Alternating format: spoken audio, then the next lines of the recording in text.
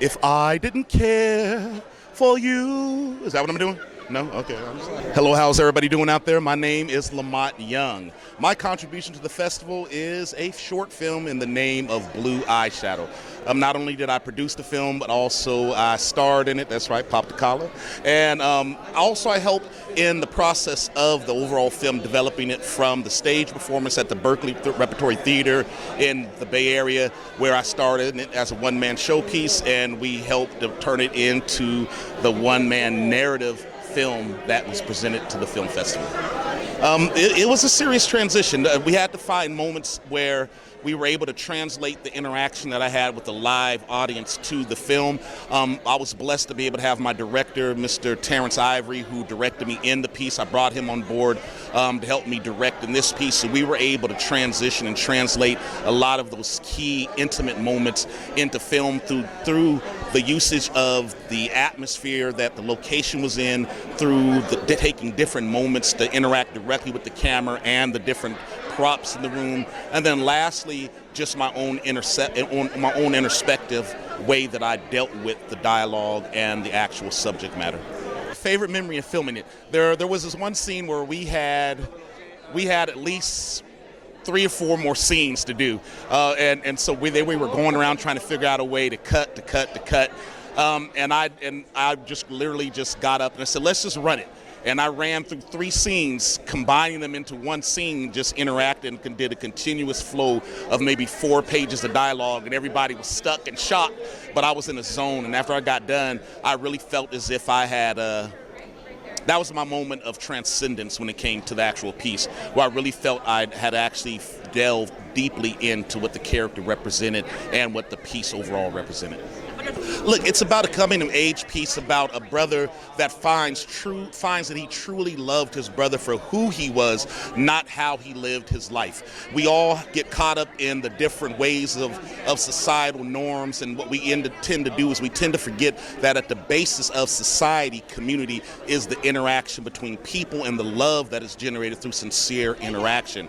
This piece helps to solidify the simple fact that love is love, family is family, regardless of what the way of life, the style of life, or the choice of life. Hello, my name is Jon Frenkel Garcia, and I will be presenting my short film, The Reflection of Francisca Newman. So Francisca Newman is, I guess, a version of me, in a way. It's an artist, she's a ballerina, and basically it's about like,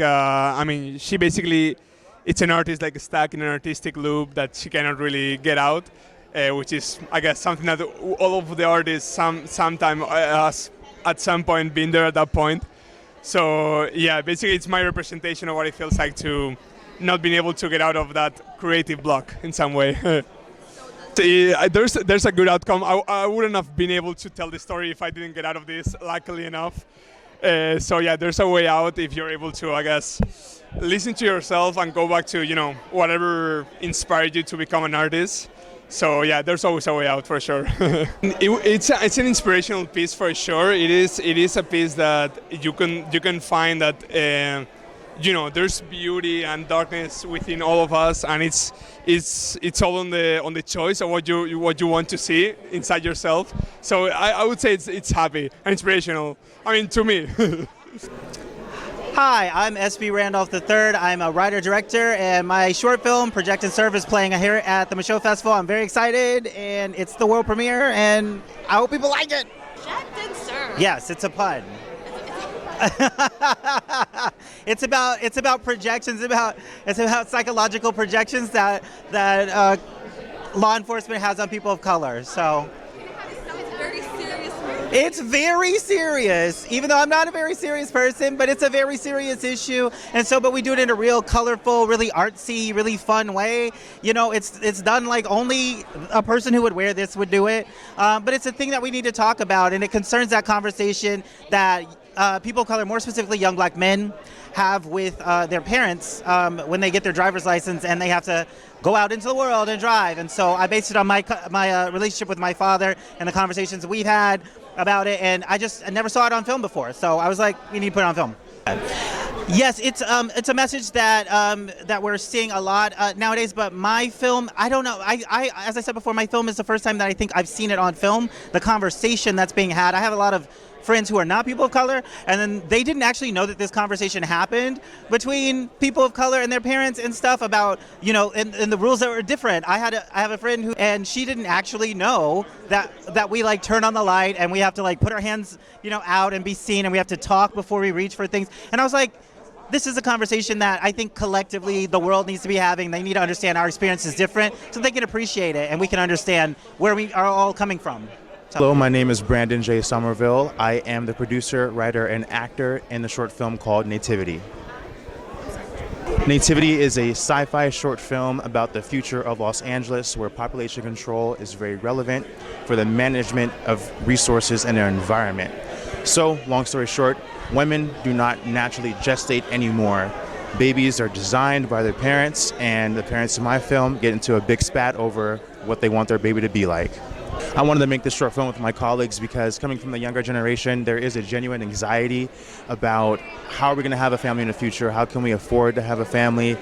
What's it going to look like to have a family in a city like Los Angeles with rising costs in the next 20, 30, 40, 50, 60 years? And this film addresses all those concerns and the consequences of our actions now. I think if you are a lover of science and a lover of humanity, this is the film for you. It addresses everything relevant now that addresses keeping our humanity the deeper we go into the future as we evolve with technology. Hi, I'm Dan Jacobson. I'm the writer, director, and producer of 1805. And I'm Ross Denyer. I'm a producer and actor in 1805. 1805 tells the story of an enslaved couple that flee for the Mason-Dixon line after the North abolished chattel slavery. And it's a movie about the systems of oppression that existed then that, in some form or another, whether the names have changed or not, to some way exist to this day. Filming a period piece on a relatively little budget for a short film is obviously going to be very difficult, and it was even more difficult because we did this during COVID. So one of the things we did was we decided to shoot outdoors. We used entirely natural light, and we found buildings, historical buildings in Lancaster, Pennsylvania, where I grew up, that existed at the time, including the Hans Herr House and the Rockford plantation. Yeah, one of the fantastic things, so I'm an LA-based actor, but flying out to Lancaster, Pennsylvania, I'm like, wow, we can go to these places that are actually like as old as this country. I mean, we were filming in a building that was from 1790, and it was like, wow, okay, that actually works out. Historic. What's that? It wasn't. They kept it in beautiful condition. So I think the biggest surprise in filming this movie was the basic humanity that we were able to discover.